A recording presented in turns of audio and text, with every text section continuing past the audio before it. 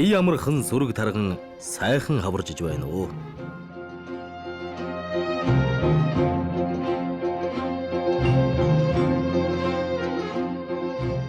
Мал аж ахуй энэ жил. Манай улс мал аж ахуйн орон. Гэхдээ улсын хөгжлийнхөө хөдөлгөх хүчийг малаа гэж сонгоогүй. Тийм болохоор ч тэрв энэ салбарт олон асуудал байсаар л байна. Үүний нэг нь малын арьс ширний үйлдвэрлэл боловсруулалт. Өнөөгийн байдлаар Улаанбаатар, Дархан хотод арьс шир боловсруулах 34 үйлдвэр үйл ажиллагаа явуулж байна. Гэвч энэ үйлдвэрүүд хүчин чадал хангалтгүй байгаагаас хоньны нэхий хог болсоор л байна. Тиймээс арьс ширний үйлдвэрийн үйлдвэрлэлийн хүчин чадлыг нэмж жилд 15 сая арьс шир боловсруулахыг зорж байна. Энэ хүрээнд хэд хэдэн газар үйлдвэр технологийн паркийг барихаар төлөвлөжээ. Өнөө жил 2 газар барилгын ажлыг эхлүүлнэ гэж Хүнс хөдөө аж ахуй хөнгө үйлдвэрийн яамны сайд Минт сайхан хэлж байна. Хөдөө аж ахуйн гаралтай тэр дундаа малын гаралтай төвхөдийг боловсруулах үйлдвэрүүдийг төлөвлөсөн байгаа. За энэ хүрээнд Дарханд арьс ширний цус дуруу болохоор бид шийдвэрлсэн байгаа. За энэ бол нийтдээ хүчин чадлын 4 сая бугийн арьс, 400 мянган бодын арьс боловсруулах хүчин чадал бүх ийм үйлдвэрийг барьж байгуулахаар төлөвлөсөн. За Италийн ийм агро групптэй хамтраад техник эдийн засгийн үндэслэлийг боловсруулаад дууссан. Одоо бид нар санхүүжилтийн схемээ хоёрт л ярилцж байна. Ингээд энэ онд нь багтаалын барилга өсрэлт төлөвлөлтийн үйл ажиллагаа эхлүүлэх ийм зорилттой байна. За нөгөө талдаа Ховд аймагт бид нар малын гаралтай төвхөдийг боловсруулах үйлдвэрийн паркийг бий болохоор зорьсон. За энэ хүрээнд улсын төсвүүдээр нийтдээ 10.2 тэрбум төгрөгөөр төсснөөс энэ жил одоо 6.6 тэрбум төгрөг суусан. Энэ ажлыг ингээд энэ авраас эхлээд бас бүтээн байгуулалтын ажлууд нь эхэлнэ. Сайлаа бэлтгэхээр саваа бэлдээ гэсэн ардын маань үг бий. Чухам тод сурагтай томоохон зорилт тавин эхлүүлэх гэж байгаа энэ үйлдвэрүүд мөдхөн сүмбэрлэн босох биз. Харин үйлдвэрүүд ажиллаж эхлэхэд арьс ширний чанар дүүж байх нь маш чухал. Урагдаж цоороогүй, зүвсэж эсгээгүй түүхэн эдийг хэрхэн бэлдэх вэ гэдгээ үйлдвэр барихтайгаа зэрэгцүүлээд бодох хэрэгтэй болох нэ. Өнөө жил эхлэл суурийн тавихаар зорж байгаа дараагийн үйлдвэр бол мал бордож эрүүлжүүлэн улмаар махыг экспортлох үйлдвэр юм. Энэ үйлдвэрийг 4 аймагт барихаар төлөвлөжээ. За нөгөө талдаа мал махны экспортыг дэмжих чиглэлээр бид нар засгийн газрын бүгд найрамдаар тусын хөнгөлөлтийн зээлийн хүрээнд 4 одоо жишээ үйлдвэрхийн мал шахан бордох, тусаарлах, одоо эрүүлжүүлэх бүсгүй ийм цогц үйлдвэрийг 4 аймагт одоо барьж байгуулахаар төлөвлөсөн. За энэ ажлыг одоо бид нар техник эдийн засгийн үндэслэлийн бас хийгээд дуусч байна. Одоо саналаа одоо нөгөө санхүүжүүлэгч тал түргээд энэ жилд бас бүтээн байгуулалтын ажлыг эхлүүлэхээр төлөвлөж байна. Махны экспортыг нэмэгдүүлснээр үн тогт бүржиж малчтын аж амьдрал, ахуй байдал тов хийгээд л ирнэ. Гэхдээ энэ үйлдвэрүүд улсын хоронд хэрэгтэй барин бүтээн гэж сүүлийн 10-аад жил сайд дарга нар ярьсныг бүр зарим үйлдвэрүүд шаваа тавьсныг ч сануулахад илүүдэхгүй үзье. Урдын адил ужиграад алга болохгүй баригдаад дуусвал энэ үйлдвэрүүд мал аж ахуйн салбарыг нэгэн шат байтугай ахиулан хөгжүүлэх нь дамжиггүй. Мал аж ахуйн салбарт энэ онд хийхээр яригдж байгаа эрх зүйн нэгэн зохицуулалт байна. 2018 онд засгийн газрын тогтоолоор Тариалангийн бүс нутгийг зарласан. Энэ бүс нутагт эрчимчсэн мал аж ахуйг хөгжүүлэхийг зорж байгаа ч үхэр тэрэгнээс ч удаан байгаа. Өөрөөр хэлбэл энэ бүс нутгийн малчид мал сүргийн зохистой бүтэц хийгээд ирээдүйн ашиг тусыг хэрхэн яаж тооцоолж малаа маллах шаардлагатай төдийгүй.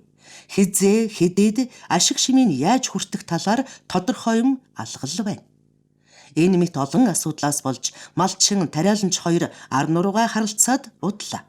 Харин саяхан малын тоо толгойн албан татварын тухай хуульд өөрчлөлт оруулах тогтоолын төслийг засгийн газраар хэлэлцэн баталж улсын хурлд өргөн барихаар тогтлоо. Монгол Улсын засгийн газраас газар тариалангийн бүс нутгийг бол тогтоосон байна. Тэгэхээр газар тариалангийн бүс нутагт уламжлалт мал аж ахуй эрхэлж байгаа бол энэ эрчимч мал аж ахуйг хэрхэн зохицуулах вэ гэдэг асуудал илүү урт зур тавигддаг. За засгийн газрын бодлого бол энэ газар тариалангийн бүс нутагт эрчимчсэн мал аж ахуйг эдүү төлхөө хослуулан хөгжүүлье гэдэг энэ бодлогыг барьж нөгөө талдаа уламжлалт мал аж ахуй бол одоо газар тариалантай бас харшилж байгаа ийм асуудал гарч ирж байгаа. Тэгэхээр бид нар зөвхөн энэ газар тариалангийн бүс нутагт малын тооцоолгын татварыг нэмэгдүүлэх энэ хуулийн төслийг одоо бид нар энэ аврын чуулганаар өргөн барина. Хүнс хөдөө аж ахуй хөнгө үйлдвэрийн яамны сайд Минт сайхан ярьлаа. Хуульд өөрчлөлт орсноор газар тариалангийн бүс нутагт нэг малаас 10,000 хүртэлх төгрөгийн татвар авах юм.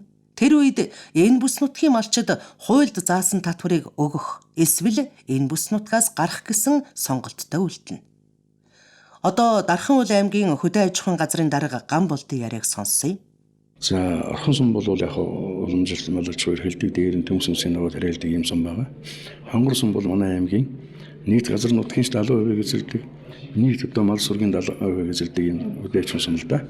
Тэгэхээр нийт дархаа бол аймаг өөрөө нэг 2000 орчим малчин мал хөрөхтэй. Тэгэхээр энэний нэг 70% нь байна гэдэг чинь 1200 2300 өрхийн асуудал малчин өрхийн асуудал яригдах байна. За бид бүхэн бол зөвхөн санал асуулга авсан өнгөрсөн жил ер нь бол газар зааж өгвөл одоо нөөж болно. Зааж өгөхгүй бол бид бүхэн бол өөрсдөө нэг хүндэрэлтэй дээр нь өвлж аварж байгаа барьцсан зарим нь байшинсаа барьцсан суурьшсан тийм ээ. Энэ учраас бас хүндэрэлтэй байна гэдгийг. Тэгээ энэ жил сайд аймгийн судрагын байгуулсан гэрийн доктор бол сонс ажиллагаа хий. Тодорхой аймгийн иргэдийн хурлаараа асуудлыг шийдэх гэдэг үүрэг өгсөн. Тэгээ одоо энэ хавар бол бас аймгийн судрагын захирамжлал ажлын хэсэг байгуулаад 4 сард нэг мал төрөөд одоо нэг олдсож шүү дээ. Энэний дараа нэг жоохон гайгуулсан үед нь хөдөө мастер яваа сонс ажиллагаа хийх төлөвлөж байна. Тэгээ манай аймагт бол шилжүүлээд нүүлгээд ингээд дөрвөн улирал өвлж аварж барилж газар хомс. Манай дархуул аймаг бол нийтдээ 327 мянган газар нутагтай шүү дээ. Энэний нэг 68 орчим хувь нь хөдөө аж ахуйн хэлбэр газар байдаг. Тэгээд 11 орчим хувь нь бол одоо газар тариалан юу гэж юм тийм ээ гэх мэтлэн. Тэгэхээр манайх бол отрын бүс байхгүй, шилжүүлэхийн бүс байхгүй. Тэгээ одоо нэг шаардлага нь бол яг мала нүүдлийн уламжлалт хэлбэрээс суурин хагас суурин эрчимсэл хэлбэрлүү шилжүүлэх. Бас ийм асуудал яригдж байгаа. Тэгээд мэдээж одоо төр зохиос гарсан шийдвэр юм чинь хэрэгжүүлнэ. Тийм учраас мэдээж малчтайгаа ярилцсан сонс ажиллагаа хийн, олонныхоо санаа бодлыг сонсно. Газар тариалангийн бүс нутагт 7 аймгийн 60 сумын 113 баг бий. Энэ багийн малчид татварын энэ бодлогыг алга ташин хүлээж авах нь эргэлзээтэй билээ.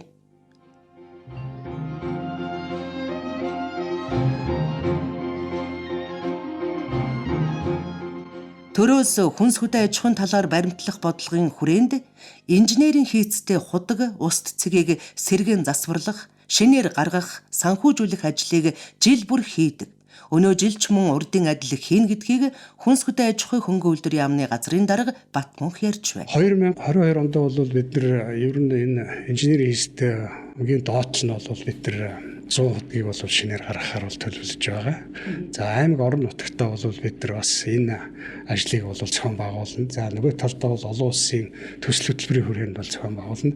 Ингээ нийт дүнгээрээ бид бол нэг 400 инженерийн хийцтэй шинэ ус цэгийг байгуулахаар төлөвлөж байгаа.